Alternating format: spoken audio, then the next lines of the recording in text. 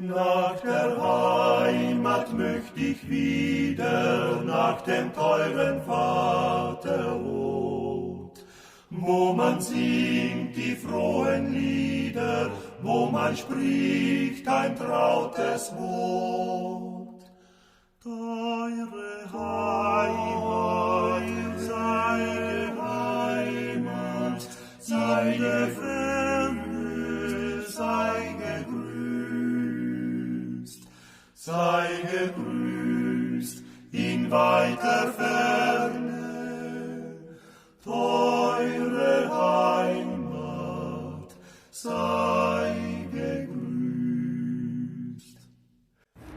Sejam muito bem-vindos ao nosso curso digital HTML Fachwerk. Eu sou o Jorge Luiz Stocker Jr., eu sou arquiteto urbanista, mestre em planejamento urbano e regional e sou coordenador do projeto O Campanário.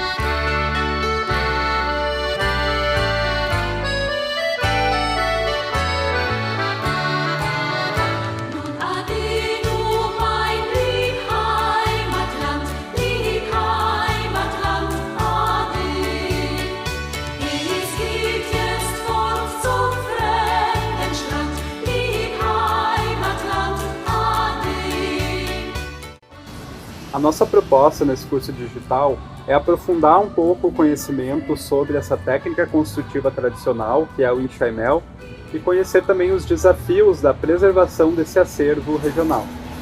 Para isso, nós vamos percorrer um pouco os caminhos da antiga colônia alemã de São Leopoldo, a primeira área de imigração alemã aqui no sul do Brasil, e especificamente no coração dessa antiga colônia, Novo Hamburgo e também o centro histórico de Hamburgo Velho. A partir dos exemplares de arquitetura enxaimel existentes nesse município, nós vamos aprofundar um pouco o nosso conhecimento e a nossa relação com essa técnica construtiva.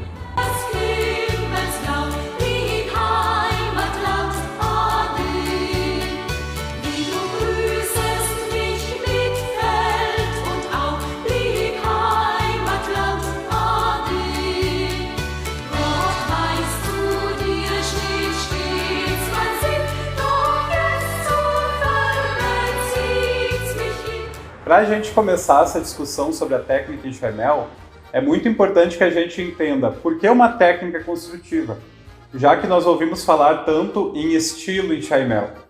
O enxaimel ele não é um estilo, ele é uma técnica construtiva. O enxaimel ele não é uma forma de decorar as fachadas, ele não é um vocabulário arquitetônico para a composição dessa arquitetura. Ele é uma técnica de construção baseada em peças de madeira encaixadas. Primeiramente, nós precisamos definir o que é essa técnica construtiva enxaimel, essa técnica construtiva tradicional que nós vamos lidar aqui hoje nesse curso. Na língua portuguesa, a palavra enxaimel é utilizada para definir vários tipos de estrutura de madeira diferentes, não necessariamente nessa variante que nós vamos conversar aqui hoje. O enxaimel na língua portuguesa ele pode definir, por exemplo, uma construção inteira de pau a pique ou até mesmo uma peça dessa construção de pau a pique. Ela também pode ser chamada de enxaimel. Mas a gente utiliza no português também enxaimel como um sinônimo do Fachwerk, que é uma técnica construtiva tradicional que veio para o Brasil na bagagem cultural dos imigrantes alemães. O nome do nosso curso é Enxaimel Fachwerk porque nós vamos pesquisar e conversar aqui justamente sobre essa variação, sobre esse tipo de estrutura de madeira. A técnica construtiva tradicional enxaimel, Fachwerk, ela tem algumas características próprias que diferenciam das outras construções de madeira que a gente encontra. A técnica enxaimel, ela tem uma característica que é bem importante para definirmos se uma edificação ela foi construída nessa técnica ou não, que é a existência dessa estrutura de madeira rígida. O enxaimel ele nada mais é do que um esqueleto de madeira. A palavra Fachwerk ela tem como significado construção em treliça. Essa estrutura de madeira nada mais é do que uma treliça de madeira. E ela é enrijecida a partir da própria estrutura com os encaixes e com os contraventamentos próprios. Dessa forma, é um esqueleto independente de madeira e As vedações, aquilo que a gente vê nos vãos dessa estrutura de madeira, os preenchimentos então dessa estrutura de madeira, eles não têm necessariamente um papel estrutural, eles têm um papel apenas de vedação, de proteção do ambiente interno, das intempéries. Com essas características já deu para compreender que enxaimel não é um estilo. Já deu para compreender, portanto, que embora a gente se relacione com a estética dessa estrutura, e portanto isso é um ponto importante da técnica, né? Essa utilização da estrutura aparente, exposta e muitas vezes até contrastada com outras cores, né? Evidenciada com outras cores em relação à vedação, apesar desse apelo estético, é uma técnica construtiva e cada peça ela tem uma função estrutural própria. Essas peças não estão ali com fins decorativos, mas com fins de suportar as cargas de edificação. Um ponto importante dessa técnica também são os encaixes. Essa técnica ela vai apresentar encaixes bastante sofisticados entre as diferentes peças. O tipo de encaixe ele varia muito de acordo com o carpinteiro que produziu cada uma dessas edificações. Então nós temos encaixes bastante criativos e outros mais recorrentes. E esses encaixes são enrijecidos com cavilhas ou tarugos, que são uma espécie de prego de madeira. Dessa forma, toda a construção do enxaimel ela é produzida, toda a estrutura do enxaimel ela é produzida com madeira, não dando abertura para a interação entre diferentes materiais causarem algum tipo de degradação do próprio material estrutural. Embora a gente vai encontrar estruturas muito complexas e outras estruturas muito simples, em casas muito pequenas, nós temos algumas peças, alguns padrões dessas estruturas de enxaimel que são recorrentes e nós vamos encontrar em quase todos os exemplares. Basicamente, essas casas costumam ter uma viga de baldrame, que seria essa viga de base que é responsável por receber toda a carga da estrutura e transferir para as fundações. Nós temos também os esteios, que são esses pilares verticais, que são responsáveis justamente pela sustentação do próprio edifício. E coroando essa estrutura de um pavimento, nós temos o frechal, que é justamente essa viga de coroamento, digamos assim, que vai ficar acima dos esteios. Entre os esteios, nós vamos ter normalmente essas barras horizontais ou travessas, que são responsáveis justamente por enrijecer a estrutura, e essas barras ou travessas horizontais elas vão ajudar a enrijecer os esteios para que eles não deformem ao suportar as suas cargas. E a peça estrutural que é mais marcante da estrutura de enxaimel é a travessa diagonal. Essas travessas costumam ter ali 70, 75 graus e elas foram introduzidas nas estruturas de enxaimel como uma espécie de contraventamento dessa estrutura. Ela é responsável por transmitir rapidamente algumas cargas, por exemplo, do vento ou da própria estrutura, do peso do telhado, diretamente para as fundações, sem exigir tanto do restante da estrutura. Então elas são peças bastante importantes no enrijecimento como um todo desse esqueleto da estrutura em enxaimel. A partir dessas peças básicas, a construção em enxaimel ela vai se estruturando. Claro que nós vamos ter a introdução de outras peças mais sofisticadas, nós vamos ver também que algumas peças específicas são utilizadas nos telhados, mas basicamente então nós conseguimos construir uma edificação em enxaimel com essa lógica. Construída essa estrutura, esse esqueleto, as vedações são independentes. A vedação mais tradicional é aquela que nós chamamos aqui no Brasil de taipa de mão ou de taipa de sopapo, e ela consiste basicamente na construção de um entramado de madeira de menores proporções, que é fixo, né, na própria estrutura de madeira do enxaimel, e esse entramado ele serve como suporte para o barro amassado, né? Outra característica muito importante da técnica construtiva em enxaimel é o fato das construções serem pré-montadas ou pré-fabricadas. Essa é uma das características tradicionais do enxaimel, na qual o carpinteiro ele marca com algarismos romanos ou com derivações de algarismos romanos a numeração das peças em sequência. Então nós vamos encontrar, por exemplo, os esteios marcados com o número 1, número 2, número 3, na sequência em que eles são montados em determinada parede. E da mesma forma, alguns encaixes muitas vezes são também identificados com essa numeração. Essa numeração ela era tanto uma forma do carpinteiro levar essa estrutura até o local de montagem e orientar essa montagem da parede como um todo, como também uma forma de orientar a remontagem dessa casa. Porque essa é uma das características interessantes do enxaimel. É uma construção racionalizada, é uma construção muito mais leve do que uma construção de alvenaria de pedras ou mesmo de alvenaria de tijolos, e por isso ele acaba tendo uma facilidade para desmontagem e remontagem em outro local. Acontecia muitas vezes do proprietário ou do colono, que era proprietário das terras, se mudar e levar a casa junto, ou vender a casa e a casa ser remontada em outro local, ou até mesmo dentro da sua propriedade rural, no caso de um galpão, por exemplo, ele ser desmontado e ser levado até um lugar onde ele faz mais sentido dentro do uso da sua propriedade naquele momento. A construção em enxaimel ela permitia, portanto, os reparos parciais. Uma peça de baldrame, um esteio ou uma travessa horizontal que estivesse comprometida, estivesse apodrecida, estivesse com cupins ou com qualquer outro problema, ela poderia ser facilmente substituída. Muito diferente de uma construção de alvenaria de pedras ou mesmo de alvenaria de tijolos maciços, em que uma obra de reparo ela acaba acarretando uma obra muito maior, né? Um problema estrutural numa parede acaba acarretando uma necessidade de intervenção muito grande. Então o enxaimel ele também era muito prático nesse sentido. É impossível a gente falar da técnica construtiva em enxaimel sem falar dos telhados. Os telhados eles são muito marcantes na volumetria, na forma como a gente enxerga essas edificações, e a gente sempre ouve falar que eles são muito inclinados devido à cultura construtiva que veio de um lugar onde existia neve, incidência de neve. Isso nem sempre é verdade.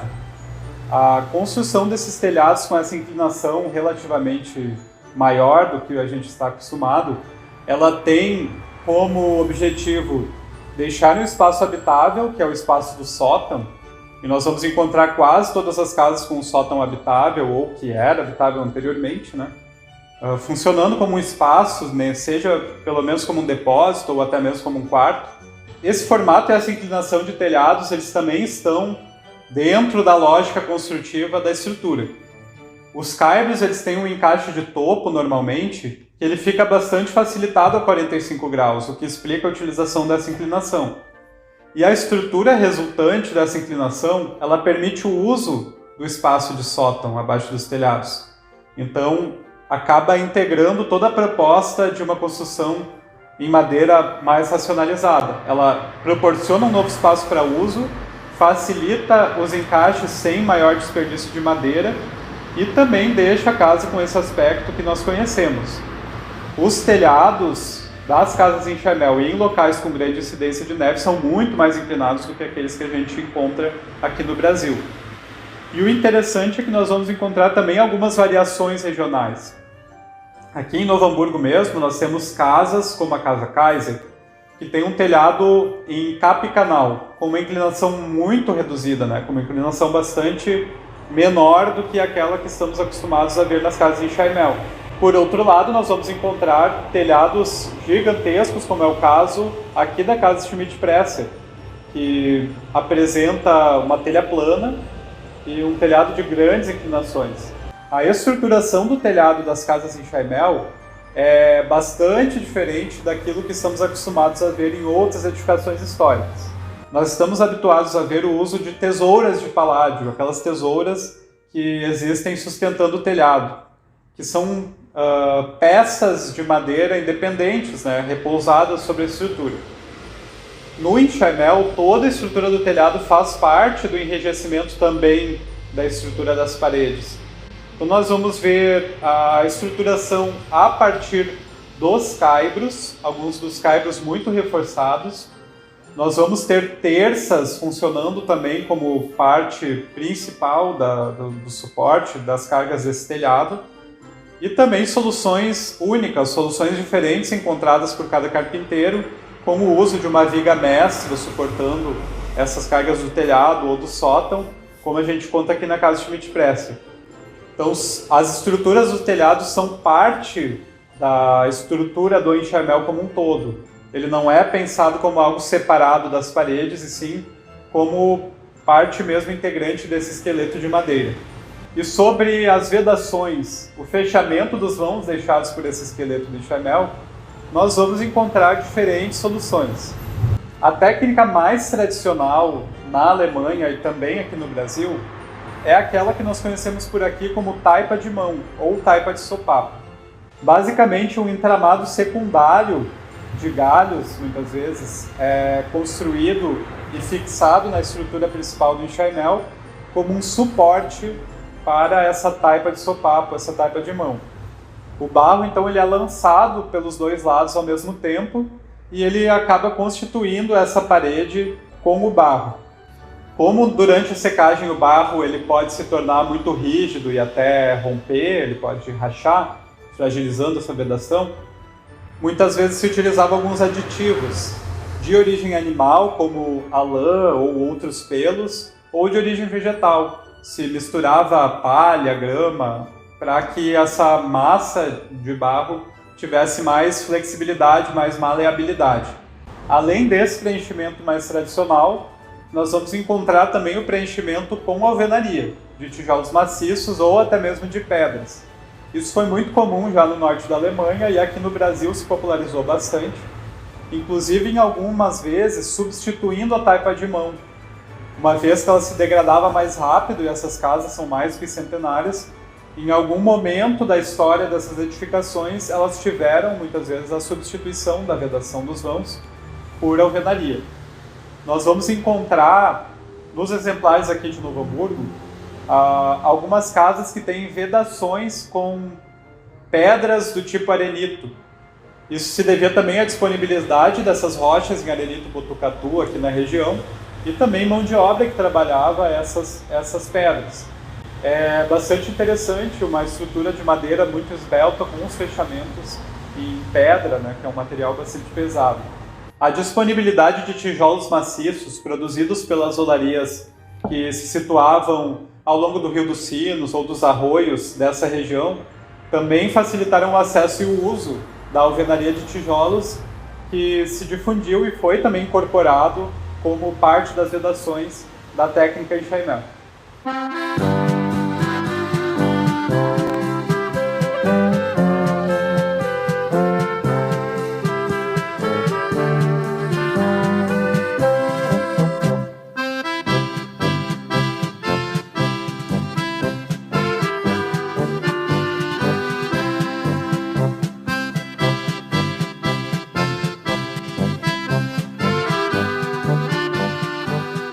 Então, a partir de agora, nós vamos conversar um pouco sobre as origens dessa técnica construtiva. Faz muito tempo que as civilizações humanas constroem com madeira. Esse foi um dos materiais primordiais, desde os primeiros abrigos que foram construídos. Mas, no período neolítico, lá no atual território da Alemanha, naquele espaço do continente europeu, se começou a construir com madeira pesada, em especial com o carvalho, aquele nosso conhecido carvalho alemão. Essas construções de carvalho, elas eram realizadas através de uma construção que nós podemos chamar de construção de hastes ou construções de postes. Os troncos de carvalho eram fixados diretamente no solo, fazendo então uma fileira central de troncos de carvalho e algumas fileiras laterais que proporcionavam a possibilidade de apoiar um telhado de duas águas. Essas construções, que tinham um fechamento em taipa de mão, se espalhavam por boa parte do atual território alemão e já foi possível encontrar uma série de sítios arqueológicos revelando esse tipo de construção. Essas construções foram praticadas por muito tempo, mas elas apresentavam uma limitação muito importante.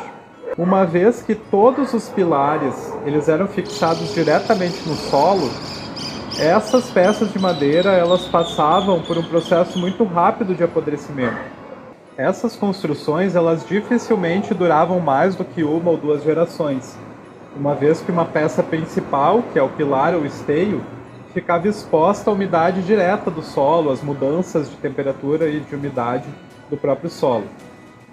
Isso só se resolveu quando aconteceu um contato entre essa técnica construtiva de madeira pesada, né, com esses troncos de carvalho, com uma técnica construtiva que era praticada no Império Romano. A partir desse encontro, esses povos que já construíam com madeira pesada entraram em contato com a técnica de construção em alvenaria de pedras, ou mesmo em alvenaria de tijolos. Embora num primeiro momento essas técnicas construtivas de alvenaria não tenham sido largamente adotadas para a construção das residências, das casas como um todo, elas passaram a ser adotadas como uma técnica construtiva para as fundações, ou seja, para a base das estruturas. Então nós podemos imaginar que todas aquelas estruturas de madeira, de troncos de carvalho, passaram a ser construídas sobre bases de pedra ou sobre bases de tijolos. Só que quando a gente tem essa alteração, a gente perde um pouco da rigidez da estrutura, porque esses troncos eles ficavam cravados diretamente no solo e por esse motivo a estrutura ficava rígida, ela não se movimentava. O próprio solo absorvia esses esforços horizontais. A partir do momento que essa estrutura de madeira ela passa então a repousar sobre a base, ela vai necessitar de um contraventamento. E foi nesse momento que se introduziu a peça diagonal da estrutura enxaimel, que é uma característica muito visível. A gente sempre associa o enxaimel a essas peças diagonais que compõem a estrutura. Essa peça ela não foi introduzida por acaso e nem para bonito. Ela justamente vai absorver todos aqueles esforços horizontais que poderiam fazer com que a estrutura perdesse a sua estabilidade. As construções de madeira contraventadas, elas já eram construídas no Império Romano, não com madeira pesada, né? Não com peças de madeira muito espessas, mas é um conhecimento construtivo que também pode ter sido absorvido pelos povos que já construíam com madeira pesada. E foi a partir dessa mudança, dessa construção de uma estrutura de madeira completamente independente, enrijecida pelos seus próprios contraventamentos e não mais pela fixação direta no solo, que a técnica enxaimel, o Fachwerk, passou a se configurar. É a partir desse ponto de virada que a gente pode começar a considerar o início, né, dessa cultura construtiva do enxaimel e que foi se aperfeiçoando ao longo dos séculos seguintes. Essa grande alteração introduziu, então, essas peças que caracterizam o enxaimel, a peça diagonal e o baldrame, que é essa viga horizontal que faz a transição entre toda a estrutura de madeira e as fundações. E esse sistema também facilita a troca dessa peça, que é o baldrame, porque embora ela tenha sido afastada do solo, do contato direto com o solo, ela ainda é a peça que degrada mais rápido. Então, com essa configuração, não é tão difícil fazer a troca dessa peça, e a estrutura ela passava então a durar muito mais tempo. Tanto que nós vamos encontrar casas com muitos séculos de existência ainda conservadas. Ainda é possível encontrar residências construídas na Alta Idade Média a partir do século XIII. E como nós já comentamos, essa técnica ela foi se transformando e ela foi evoluindo ao longo do tempo. Num primeiro momento, as construções eram realizadas com os pilares contínuos. Então, encontrando troncos com uma altura muito significativa, era possível fazer todos os pavimentos compartilhando os mesmos pilares. Isso dificultava bastante a montagem, no caso de uma construção de muitos andares, porque a estrutura ela ficava bastante pesada para ser içada e montada no local. E outro ponto chave de virada dessa técnica construtiva, de uma grande evolução, se deu principalmente a partir do século XIV, quando os pavimentos passaram a ser construídos de forma independente. Então, o pilar, esses esteios, né, deixaram de ser contínuos ao longo de todos os pavimentos na altura e passaram a ser construídos com um pavimento só. E essa estrutura, esse um pavimento, ele era praticamente empilhado acima do pavimento de baixo e assim sucessivamente, havendo então uma transição de barrotes, né, que vinculavam essas estruturas de cada pavimento. Dessa forma, o enxaimel proporcionou a possibilidade de verticalizar bastante as aldeias e as pequenas cidades que começaram a se constituir naquele momento. Porque, ao contrário das estruturas de alvenaria de pedras ou alvenaria de tijolos, ela não tinha a exigência de grandes espessuras de parede para suportar a altura da edificação. E da mesma forma, ela tinha uma limitação muito menor, uma vez que a estrutura rígida de madeira ela é muito mais leve do que uma estrutura de alvenaria. Essa técnica possibilitou, então, a construção de prédios bastante altos. Nós vamos encontrar uma grande mudança também, ainda no enxaimel lá do continente europeu, do atual território alemão, a partir do século XV. É uma tendência de decorar muito mais essas estruturas e também de utilizar ainda mais o apelo estético dessas estruturas. Algumas peças vão ser introduzidas, como a Cruz de Santo André, que é bastante conhecida. Nós vamos passar a verificar alguns trabalhos de talha sobre essas estruturas, constituindo então algumas formas decorativas e simbólicas nas estruturas, nas esquadrias e também inscrições que passam a documentar alguns aspectos culturais daquele momento, ou mesmo o construtor ou a família responsável pela construção, entre outras formas de fazer essa estrutura dialogar ainda mais. É a primeira vez que algumas peças não necessariamente estruturais também passam a ser introduzidas com essa finalidade de deixar essas construções um pouco mais artisticamente decoradas. Essa influência ela se reforça bastante e ela também é bastante influenciada pelos momentos do renascentismo e do barroco, em que a arquitetura como um todo vai se transformar, e essa construção do enxaimel, dos carpinteiros, também vai absorver um pouco dessas ideias, principalmente nos ambientes urbanos. E outro momento muito significativo para a alteração do vocabulário dessa técnica construtiva enxaimel foi o século XVIII, em que uma série de regulamentações, inclusive leis locais, passaram a versar sobre uma série de questões que influenciam diretamente a construção de edificações em enxaimel. Uma delas foi a regulamentação contra incêndios, que passou a determinar em muitos locais a construção dos térreos em alvenaria, e a partir de então se popularizou bastante as edificações em enxaimel que não tinham mais o pavimento térreo em enxaimel. Além da base de alvenaria, também passou a se exigir ou recomendar o revestimento dessas estruturas. Então muitas dessas casas mais antigas ou mesmo casas novas que eram construídas passaram a ter a estrutura escondida atrás de um revestimento de ardósia, de um revestimento cerâmico ou mesmo algum revestimento de argamassa. Mas as principais mudanças de regulamentação que influenciaram a construção em técnica enxaimel diziam respeito à conservação das florestas. A partir desses regramentos que recomendavam e até impediam a exploração muito extensiva de madeira, os carpinteiros precisaram adaptar as estruturas de técnica enxaimel a uma disponibilidade de madeira cada vez menor. As peças, então, passaram a ter um aproveitamento muito maior dos troncos a partir da redução da seção dessas peças, do tamanho, de seção dessas peças. E da mesma forma, as estruturas que se tornavam mais delgadas também passavam a ter muito menos peças de contraventamentos, muito menos apoios horizontais, tornando essas estruturas bastante sucintas e muito mais simplificadas do que aquelas estruturas em enxaimel bastante enriquecidas e decoradas que foram feitas nos séculos passados.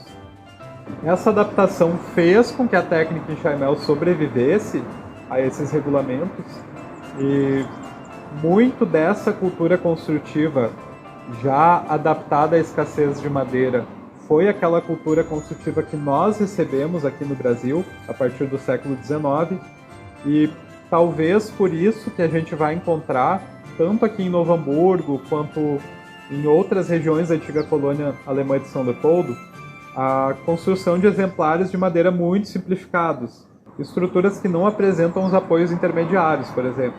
Mas embora a técnica enxaimel tenha sobrevivido a partir dessas adaptações, ela também acabou ficando, ao longo do tempo, um pouco mais estigmatizada.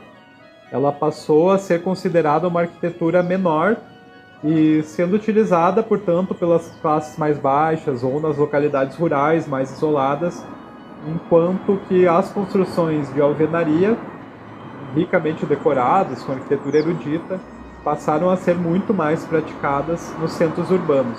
Isso faz também com que muitas residências construídas em técnica enxaimel, ou nos séculos anteriores, ou mesmo um pouco mais recentes, tenham sido também rebocadas e disfarçadas atrás de camadas de argamassa e de elementos decorativos, para que elas não ficassem mais associadas também com o uso de uma técnica que, nesse momento, já era entendida com uma conotação um pouco mais empobrecida, ou um pouco mais negativa. Todo esse conhecimento construtivo dos encaixes de madeira, dos carpinteiros, ele ficou por muito tempo relegado apenas às construções das estruturas de telhado. E dessa forma ele também continuou sendo transmitido ao longo das gerações. É só no século XX que a memória e a autoestima em relação a essa técnica enxaimel lá na Alemanha vai ser reabilitada, e muitos desses exemplares que ficaram algum tempo escondidos, eles passaram a ser recuperados e mostrados novamente, reabilitando tanto a memória dessa técnica, a autoestima em relação a ela e ao quanto ela identifica a cultura alemã, como também reabilitando o próprio uso da técnica enxaimel, que evidentemente numa proporção muito menor é utilizada até hoje para construções contemporâneas.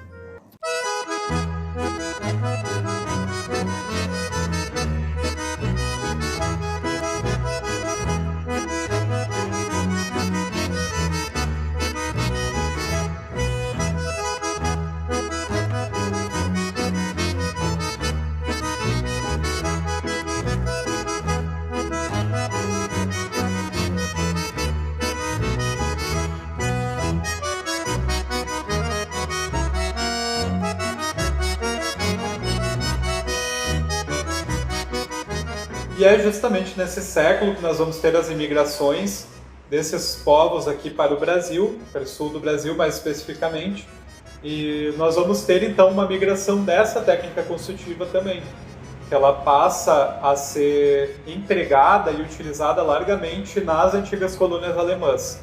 Alguns desses colonos que são trazidos para o Brasil e que recebem terras aqui na antiga colônia alemã de São Leopoldo eram carpinteiros de casas enxaimel, ou então eram construtores de telhados, construtores de outras práticas profissionais vinculadas à construção de uma casa enxaimel.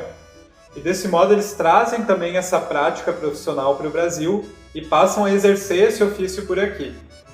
Embora a técnica dos encaixes, a técnica de enrijecimento da estrutura, ela reproduz em boa medida aquele conhecimento que já existia e que veio da bagagem cultural desses imigrantes, nós temos uma adaptação muito grande dos programas, né, do que acontece dentro dessas casas, de como a vida se distribui nessas construções. Dessa forma, então, o enxaimel ele se adapta ao local, ele se adapta a regramentos urbanos, como é o caso aqui do Centro Histórico de Hamburgo Velho, em que a gente tem a construção em etapas da Casa Kaiser como um sobrado que cumpre, né, que preserva e consegue atender algumas exigências de códigos de posturas. E da mesma forma a própria Casa Schmidt-Presser, que ela se articula com a estrada frontal e posteriormente ela fica nesse ambiente urbano também bastante bem adaptado. Essa técnica ela vai ser utilizada em propriedades rurais.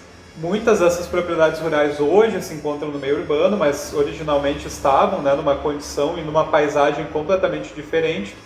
E ela vai ser utilizada para residências, para prédios comerciais, para galpões, e dessa forma se popularizando bastante durante o primeiro século da imigração. Como estes carpinteiros, esses profissionais, eles vinham de diferentes origens, eles emigravam de diferentes territórios, de diferentes lugares, eles trouxeram uma tradição construtiva diferente. Então, se formos comparar as construções em enxaimel que nós ainda temos aqui em Novo Hamburgo, nós vamos perceber que elas demonstram uma técnica um pouco variada. A gente percebe variações na forma de construção do telhado, na própria concepção estrutural, tendo exemplares como a Casa Schmidt do Alpes do Vale, como a Casa Gerhard da Vila Diel, elas são estruturas muito delgadas, muito simplificadas, enquanto a própria Casa Kaiser e a Casa Schmidt-Presser são estruturas mais complexas e que utilizam mais madeira. Ao longo de todo o Rio Grande do Sul e também posteriormente em Santa Catarina, em outros estados, nós vamos ver diferentes variações regionais do uso da técnica enxaimel. Aqui na antiga colônia alemã de São Leopoldo, cuja ocupação começa lá em 1824, nós temos um emprego ostensivo do enxaimel até o comecinho do século XX. Já no século XX, a popularização das olarias e de outras formas de construção, ela acabou de fato sobrepondo a técnica enxaimel por aqui, e são raríssimas as construções que encontramos, principalmente na parte mais antiga, nessa parte onde atualmente se encontra o município de Novo Hamburgo. Praticamente não foi mais praticada a técnica enxaimel nesses territórios ali no século XX.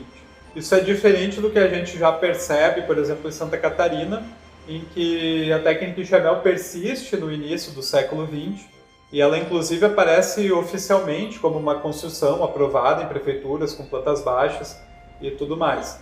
Um ponto importante, eu acho que bastante interessante de a gente pensar, é que um dos motivos para a substituição da técnica enxaimel para construções de alvenaria é o fato de que essas construções de alvenaria elas eram mais eruditas e, inclusive, naquele momento se entendia que elas representavam muito mais a cultura germânica do que as casas enxaimel. Elas não eram consideradas, num primeiro momento, como representativas dessa cultura. Isso só começou a mudar ali em meados dos anos 60, dos anos 70, já do século XX, em que o legado cultural deixado por esse processo de imigração que aconteceu aqui no sul do Brasil começou a ser pensado novamente, começou a se olhar para isso e se percebeu que essas construções não eram construções convencionais de pau a pique, mas sim construções que tinham uma técnica construtiva particular, uma técnica construtiva única, que foi trazida para o Brasil, foi aqui adaptada às circunstâncias e, portanto, era um patrimônio cultural muito significativo para ser preservado.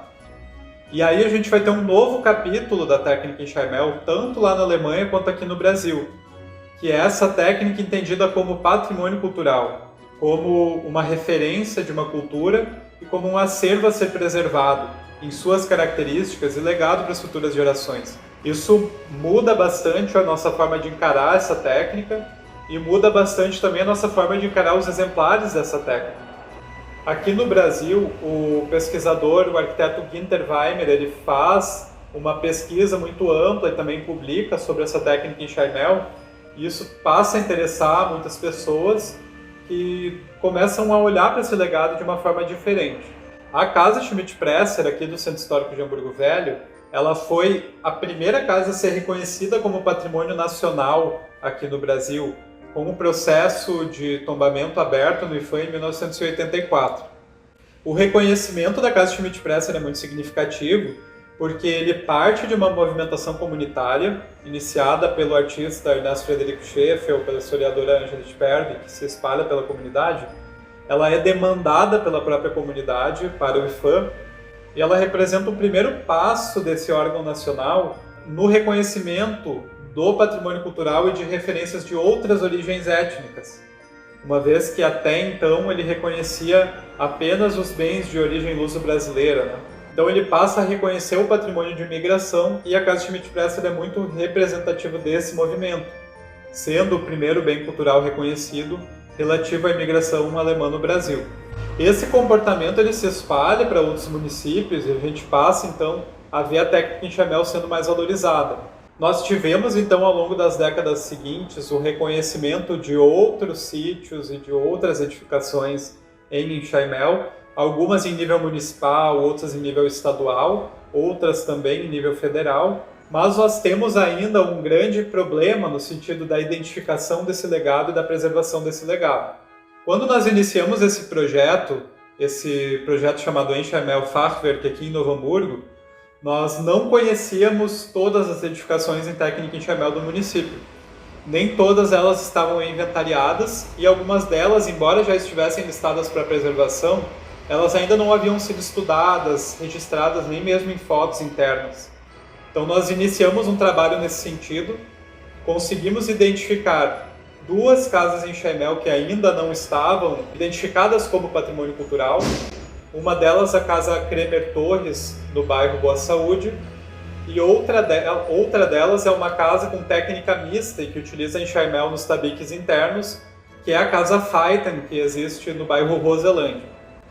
Outras 2 casas que já estavam listadas, que é a Casa Schmidt, que fica no Alpes do Vale, e a Casa Gerhard, que fica na Vila Diel, elas foram contempladas nesse projeto com medição, e nós conseguimos fazer um registro, então, de toda essa estrutura em Chaimel, de forma detalhada, para conhecer o seu processo construtivo. São 2 casas também que, embora listadas, elas ainda não eram conhecidas como patrimônio cultural. Aqui no município de Novo Hamburgo, que se situa na antiga colônia alemã de São Leopoldo, nós encontramos hoje, portanto, 8 edificações que utilizam a técnica em Chaimel em alguma medida. Os municípios vizinhos ainda preservam algumas edificações a mais. Nós temos o município de Voti, de Dois Irmãos, de Sapiranga, que ainda apresentam algumas dezenas de casas em Chaimel, mas aqui em Novo Hamburgo nós encontramos 8 dessas edificações. Além do desafio de identificar essas casas, porque muitas delas ainda não são identificadas, não são inventariadas e, portanto, não estão acauteladas e protegidas de demolição ou de perda, nós temos também a dificuldade que envolve a conservação dessas estruturas de madeira. O nosso clima ele não é tão favorável à conservação das estruturas de madeira. Nós temos a presença de inúmeros agentes de degradação e um relativo abandono de boa parte desse acervo. Muitas das casas em Chaimel que ainda existem, nós já encontramos em um estado de conservação bastante precário.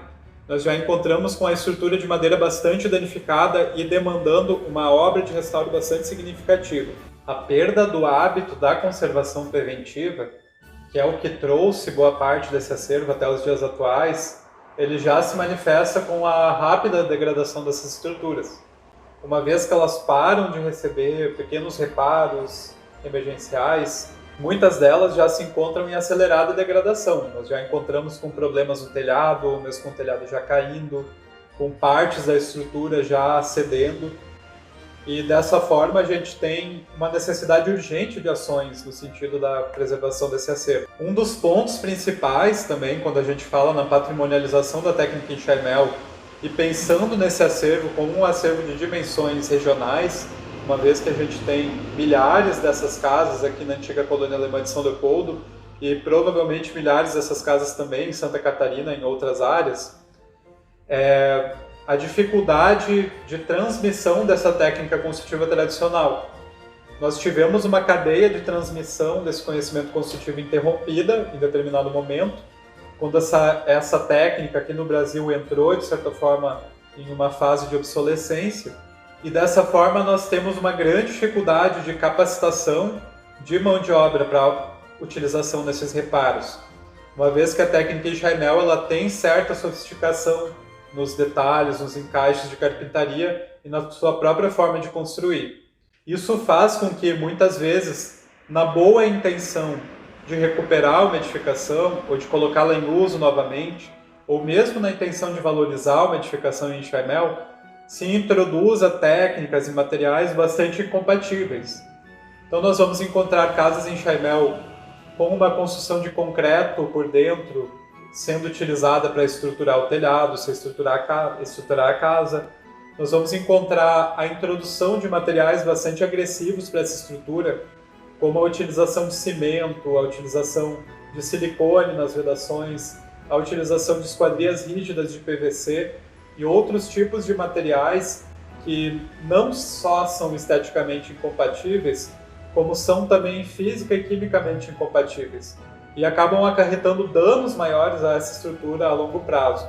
A utilização de reparos, de enxertos e de modificações na estrutura sem respeito aos aspectos estruturais de Chaimel acaba descaracterizando também essa estrutura e aquilo que é mais importante, que é justamente a configuração dessa estrutura a partir da técnica construtiva. Quando a gente descaracteriza a utilização dos contraventamentos, dos tarugos, dessa estrutura, esse esqueleto rígido de madeira, de certa forma nós estamos preservando apenas uma aparência de enxaimel, mas não estamos preservando também esse documento histórico que é essa estrutura. Embora a madeira seja um material que possa alcançar uma grande durabilidade, e a gente vai perceber isso, pois algumas casas são muito antigas, são de 1830, 1840, e ainda encontram-se em condições de preservação bastante significativas, a madeira ela demanda uma conservação preventiva, ela demanda um cuidado permanente em relação às condições, à presença de água, em relação à presença de infestações por xilófagos e outros tipos de insetos e outras colônias de insetos. Esse acervo ele precisa de um cuidado especial. As edificações em enxaimel elas não podem receber um reparo, uma restauração e a partir daí serem completamente abandonadas. Elas precisam de fato de uma conservação preventiva e de uma conservação permanente. E nós sabemos que a conservação permanente, essa conservação preventiva, são um grande problema aqui no Brasil. A gente enfrenta esse problema de conscientização e de cultura em relação a essa necessidade. A conservação e o restauro de uma edificação em enxaimel, portanto, ela necessita de um cuidado bastante especial. Ela necessita de um cadastramento e de um conhecimento aprofundado dessa estrutura, do funcionamento dessa estrutura e um diagnóstico bastante acurado do estado de conservação dessas peças, da necessidade real de substituição ou não de partes ou de peças inteiras, da utilização de técnicas e materiais compatíveis para as vedações, para a conservação dessa madeira, para impedir infestações por insetos. Nós também temos que pensar na utilização de madeiras que sejam iguais ou compatíveis, isso é cada vez mais difícil devido à vedação do uso de algumas madeiras que hoje estão em extinção. Nós temos uma necessidade, portanto, de começar a promover uma ampla capacitação, tanto de mão de obra para execução, quanto de pessoas capacitadas, de arquitetos capacitados para fazer um projeto de restauro específico para estruturas em enxaimel, devido a essas peculiaridades, uma vez que o conhecimento que se tem, muitas vezes, nas construções de madeira, ele se aplica a telhados, a partes estruturais que ficam escondidas, e não a estruturas de madeira expostas, como é o caso do enxaimel. Então nós temos um longo caminho pela frente para a valorização dessa técnica, para a conservação e restauração desse acervo que ainda existe e para que de fato a gente possa legar como patrimônio cultural esse acervo que nós recebemos de forma a respeitar a sua autenticidade, de forma a respeitar tudo aquilo que caracteriza essa técnica e que pode comunicar e documentar o uso de uma técnica construtiva tradicional aqui no sul do Brasil.